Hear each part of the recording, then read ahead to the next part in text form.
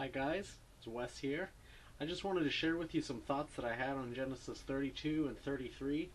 Let me give you some backstory first. The two main characters in this passage are Jacob and Esau. They're twin brothers. Now 20 years earlier, a couple of things went down in their family. Jacob essentially stole very valuable things from Esau. You can't determine these in monetary value. It was a blessing. The way that God formed his covenant with Abraham was through a blessing, and Abraham passed that blessing down to Isaac. And now Isaac, he was planning to pass this blessing down to his son Esau, but Jacob, through fraud and trickery and deceit, snuck in and he stole the blessing that was going to go to his brother Esau. Esau becomes incredibly angry, volatile. He's planning to murder his brother, rip his head off, and Jacob flees. He goes to live with his uncle Laban, a long way away. And so he stays with Laban 20 years, and when this passage starts, he's coming back, and he doesn't know how Esau is right now. He doesn't know if he's cooled down.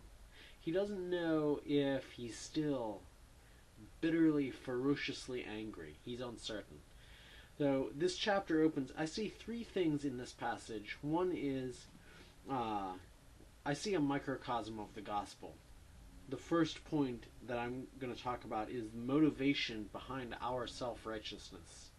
The second is our fear of wrath and punishment. And the third is the transformative power of grace.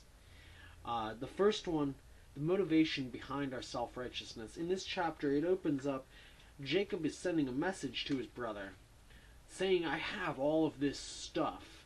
He's talking about his donkeys and camels and his manservants and maidservants, and he's basically saying, like, look, I've got all this stuff.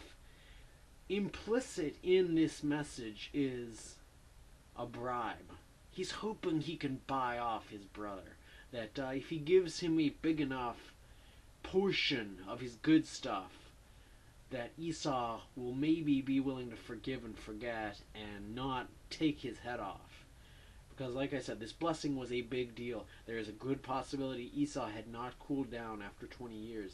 It would be like somebody taking the throne away from an heir in the royal family. So Jacob is sending this message, and it's implicit, and it actually becomes explicit.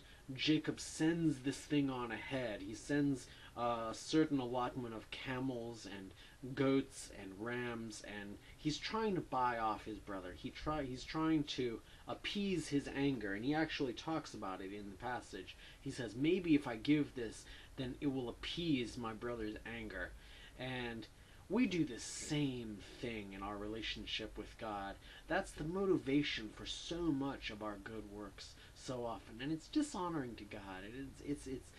It's acting as if we have something that God wants, and maybe if we bribe him with this, then he won't take our head off. He won't send us to hell when we die. Maybe we can take the edge off at least.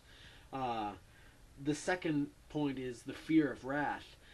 When he hears that Esau is coming to meet him and he has 400 men, he freaks out.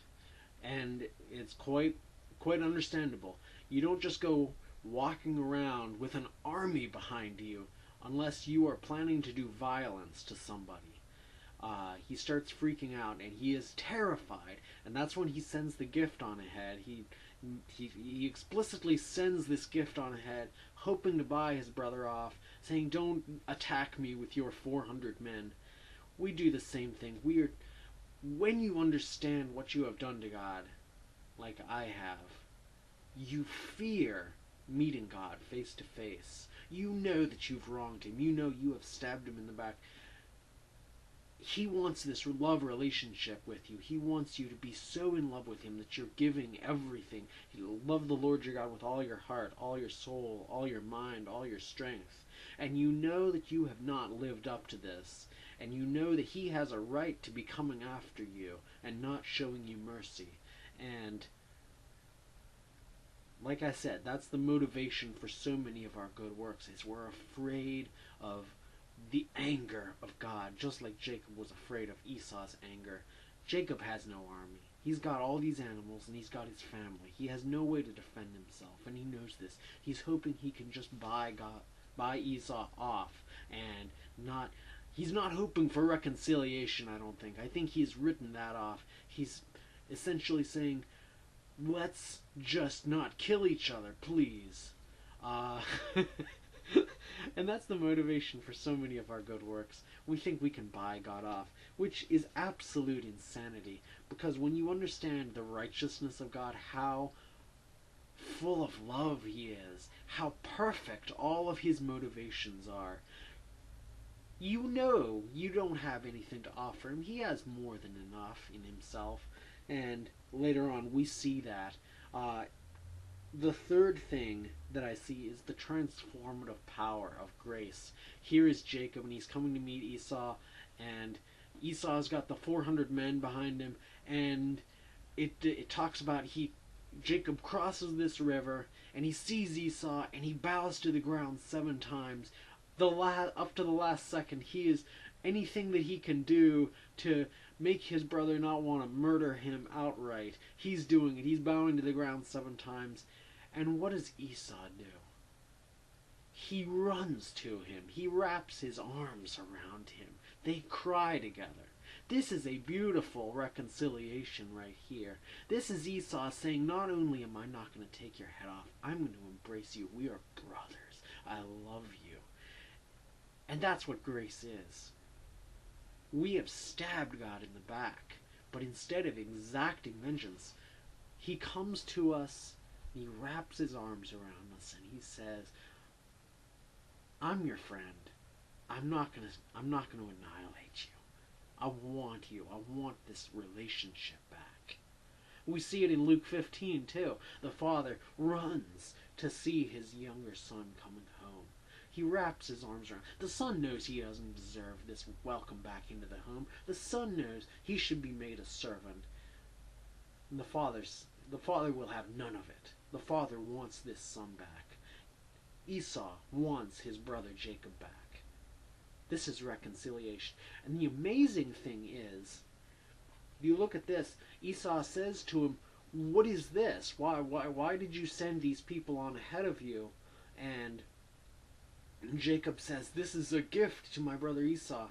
We all know it's not really a gift. Look at the connotation.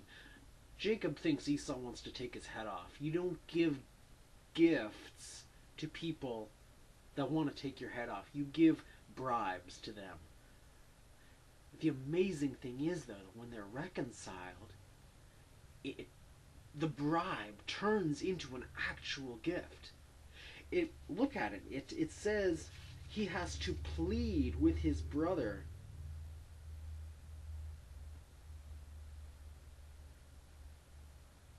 It says he has to plead with him to take it.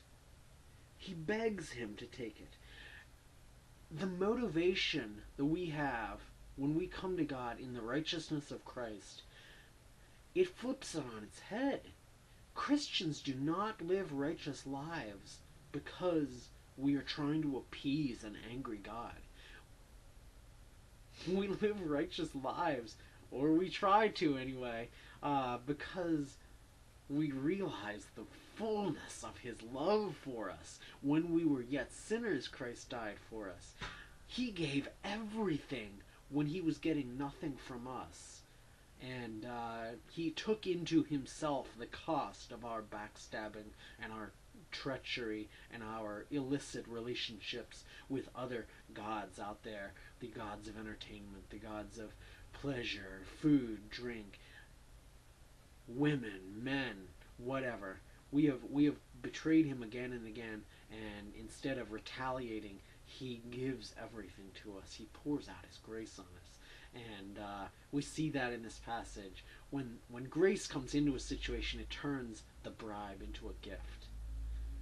And that's the motivation for living the Christian life. It's not about trying to appease anything. It's not about trying to get your good deeds to outweigh your bad deeds. It's not about trying to force God's hand in any way, because we recognize that He has every right to be angry at us.